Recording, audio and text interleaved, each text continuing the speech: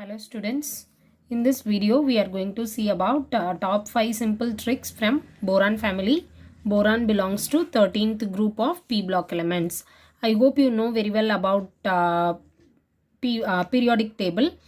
Periodic table we have S block, P block, D block and F block elements. So in this I will start with the P block elements 13th group onwards. So day by day we will be seeing about the tricks from the P block elements. Okay. So first of all let us start with the boron family. So boron, aluminium, gallium, indium and thallium. So these are the 5 main elements present in the 13th group. Okay. Group number 13. Okay. And then what about the electronic configuration of this? So to know about this electronic configuration, we must know the atomic number. First element, atomic number. What is the first element here? Boron. So what is the atomic number? 5. So I can write the electronic configuration as 1s2, 2s2, 2p1. So if you find out the first element electronic configuration, you just underline this. From this onwards you can write the remaining case on your own, because if it is ns2 np1, then the next element will be 3s2 3p1, and then the gallium will be 4s2 4p1, and indium 5s2 5p1, and thallium 6s2 6p1. So whatever may be the group number, you must know the first element atomic number. By that atomic number, you can write the electronic configuration, and then you can start to write the electronic configuration of other elements also. So general electronic configuration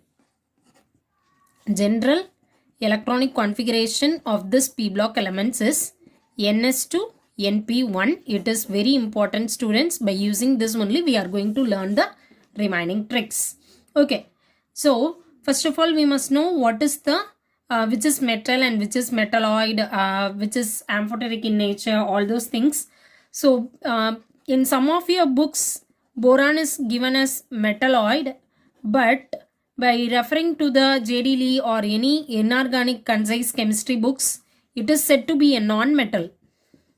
So boron is a non-metal, whereas the other elements in the same group, aluminium, gallium, indium, thallium, all of them are metals. Okay. So boron is a non-metal and aluminium, gallium, indium, thallium are metals. So what is the first trick? So trick number 1, boron, aluminium, gallium, indium, thallium. So in this trick we are going to see about the oxidation state. So what is called as oxidation state? Oxidation state refers to the number of electrons in the valence shell. So just now I have said that the general electronic configuration is ns2 np1. So the valence electrons for this family elements is 3. Okay, there are 3 elements.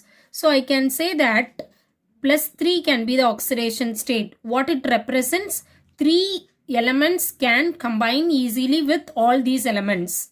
So either it can be hydrogen or nitrogen or oxygen, whatsoever it may be. Other 3 elements can make bond with the boron family elements. Now let us consider this ns2 np1. In some of the cases plus 1 is oxidation, plus 1 oxidation state is possible. Why? Why is it so? Because in the case of ns2 np1, this np1, it is undergoing or I can say it can easily take part in the bonding. It can easily take part in the bonding, whereas this one, this ns2 electrons, it is not involved in the bonding. It is not involved in bonding. So if it is not involved in bonding, then I can go only with this np1. That's why it is plus 1 oxidation state. If these 2 electrons are not involved in bonding, that's why it is referred to as inert pair effect. So what do you mean by inert pair effect? The electrons, the 2 electrons or the pair of electrons which does not take part in bonding is referred to the inert pair effect. Due to this inert pair effect only, +1 oxidation state is stable one. Let us consider thallium. Thallium has +1 oxidation state as well as +3 oxidation state. Now, I can consider TlCl also, TlCl3 also. This is thallium monochloride, this is thallium trichloride. Among these two compounds, which is stable? I can say that this is more stable. Why is it so? Because the +1 oxidation state is more stable than the +3 oxidation state. Okay, so you must consider that, you must learn that the most stable oxidation state of boron family is +1. Okay, and then, so what about the +3 compounds? This +3, Tl +3 means it can attain 2 electron. It means it gains 2 electrons and it becomes a Tl +1, isn't it? So when it gains 2 electrons, it undergoes reduction. So whenever there is a gain of electron, it represents reduction. If this is reducing, then the TlCl3 can be oxidizing agent, I can say. Because we know that a oxidizing agent can only undergo reduction. A compound which can undergo reduction means it is a oxidizing agent. Vice versa, you can say if it is a reducing agent, then it can undergo oxidation. So this is the trick one. So what is the trick one? Among these two oxidation state, which one is stable? +1 is the stable oxidation state. So you can have a reason out question regarding this in your all your CBSE, ICSE as well as HSCs also. So you can use this reason out by these tricks.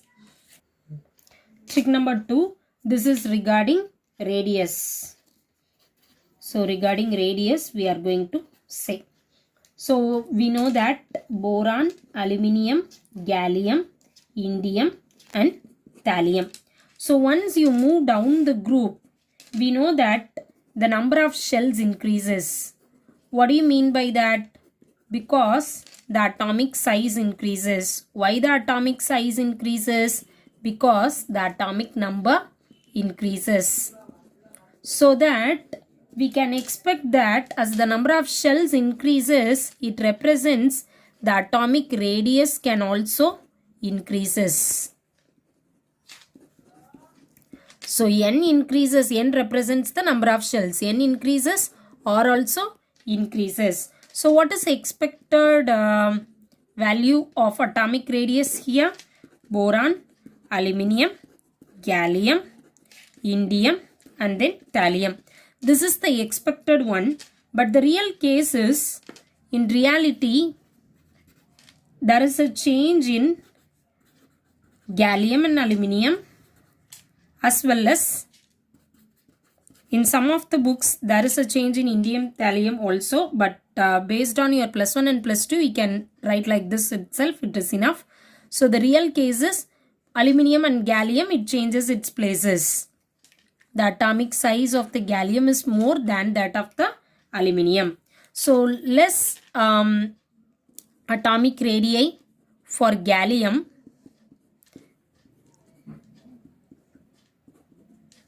when you compare with aluminium. Why is it so? Because this gallium is having a completely filled 3D subshell. Due to this completely filled 3D subshell, it is having a less atomic radii. So we know that the d orbital is a double dumbbell, isn't it?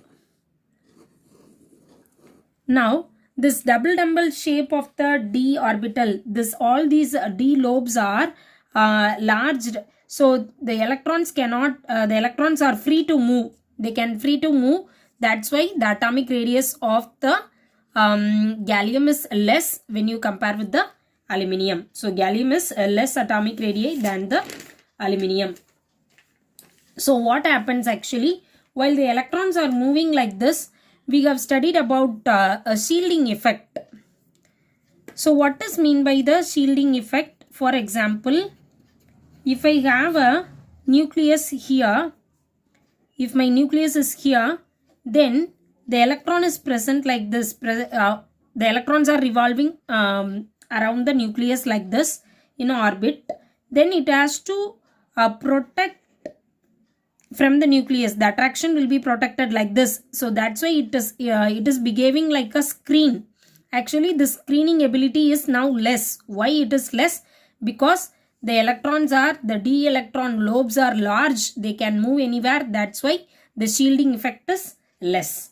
So, if there is a poor shielding effect of d orbitals, then there is a attraction between the nucleus and valence electrons will also increases. If the attraction between them increases, then automatically the size decreases. Can you understand this? Why is it so? Because due to this poor shielding effect, all the electrons can be attracted towards the nucleus. So once it attracts towards the nucleus, the atomic size will be reduced. Okay, because it comes closer to the nucleus, isn't it? That's why the size decreases. If the size decreases, then the atomic radius also decreases. Okay, because we know that if I consider this is my nucleus and this is the first orbit, and let me have another one atom also. This is nucleus and this is the first orbit and this is the second orbit. This is just to make you clear only, I have drawn like this. Okay, so you just compare these two atoms now. Now from the atomic radii is nothing but the distance from the center of the nucleus to the last shell electron. Okay, so now this is atomic radius here. In this case, the distance is like this. So the size of the atom also differs due to this, isn't it? So now the size of the atom is small. So the R value also small. Here the size of the atom is large. That's why the R value can also be large. R is nothing but atomic radius. Okay, so this is what the is based on ionization energy. So as the R value increases, atomic radius increases, then ionization energy will be decreases. Let me explain this. Boron, aluminium, gallium, indium, and then thallium. So as you move down the group, just now we have said that the size of the atom increases. So if the size increases means the ionization energy decreases. So first of all, you must know what is ionization energy. Ionization energy is nothing but I have an atom, let me consider as M. Okay, this the energy required to remove an electron from the atom. So I am going to remove this electron from the atom. So it becomes a M plus. Okay, so this is what ionization energy. Ionization energy means I am giving some amount of energy. So there is a liberation of electron. Okay, so if I write like this, M plus electron means it will gives us M minus with the release of energy. This is electronegativity. So don't confuse yourselves. When there is a loss of electron, this is nothing but loss of electron. Due to this loss of electron only, I am having a plus charge here. This is what ionization energy. Ionization energy. And then this is gain of electron. Electron is added, isn't it? So if the electron is added, then it is called as electronegativity. Now we are going to learn only about this ionization energy. So expected ionization energy for this is boron, aluminium, gallium, indium, and then thallium. It will be like this, isn't it? This is what expected, but in reality the gallium and aluminium have changes their places, so it becomes boron and then gallium. Next place comes to gallium and then only aluminium and then thallium and then only finally indium. Why is it so? Now there is a change you can see in the case of aluminium and gallium as well as in indium and thallium. Why is it so? Due to the completely filled electrons of 3d10 in gallium, whereas in the case of thallium, completely filled electrons of 4f14. Okay, due to these two subshells, they are completely filled. Due to this completely filled electrons, just now we have seen there is a poor shielding effect. If there is a poor shielding effect, then the attraction between the nucleus to the valence electron, attraction increases. If the attraction increases, then the ionization energy also increases. Why is it so? Because if it is more attracted towards the nucleus, then we cannot easily pull out an electron from the outermost shell of an atom. Okay, we have to give more amount of energy, then only the electron can come out from it. Okay, so that's why if the attraction increases, the ionization energy also increases. Trick number 4. So this is based on the reactivity.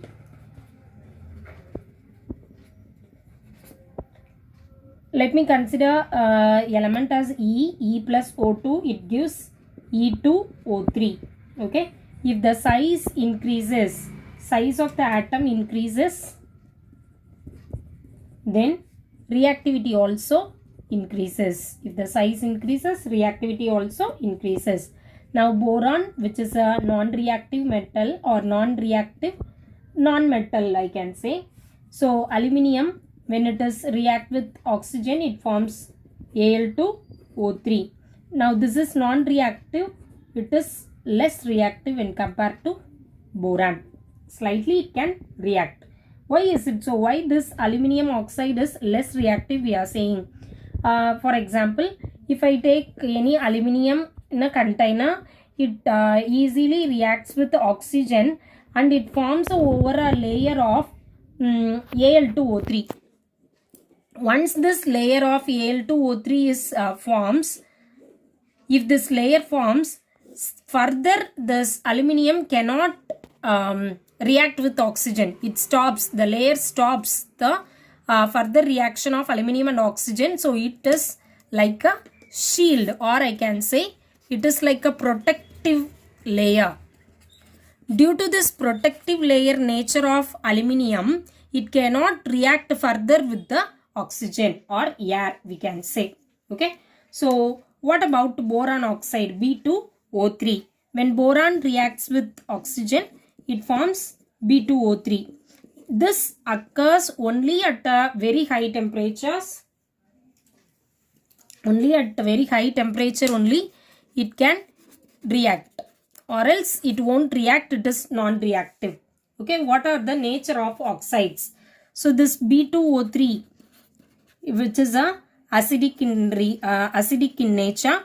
Why it is acidic? Because once it forms B2O3, when it reacts with water, it can easily form boric acid, H3BO3. This is boric acid. Due to this nature, we are saying it is acidic. And then next one is Al2O3. Al2O3 is amphoteric in nature. Why it is amphoteric? Amphoteric means it can behave as both acidic as well as basic. Sometimes it can behave as a acidic and sometimes it can behave as a basic nature also. The remaining compounds are gallium, Ga2O3, and then indium, finally thallium. All these three are nothing but they are all basic in nature. It is a basic oxides. Okay, that's all about the reactivity. Final trick, the last trick of this video. So it is based on the nitrogen, how it reacts with nitrogen. It is based on the reactivity with nitrogen. Okay, just now we have seen that when boron reacts with oxygen, it forms B2O3. When the same boron, when it reacts with the nitrogen, it forms Bn, boron nitride. When it is boron nitride, we know that boron, which is a +3 oxidation state, so it will be -3 oxidation state. Once if it reacts with water, water can split as H plus and OH minus. If I add 3 molecules of water, then I have 3 H plus and 3 OH minus. So this 3 OH minus and 3, it will combine like this, and I can form a BOH thrice molecule. What is the remaining one? The remaining is NH3, isn't it? So you can learn like this. Okay, so boron, when it reacts with nitrogen, it forms boron nitride, and then on treatment with water, it forms a boric acid like this. It is nothing but boric acid only. Okay, so these are the top 5 tricks of P block group 13 elements. Thank you, students. Thanks.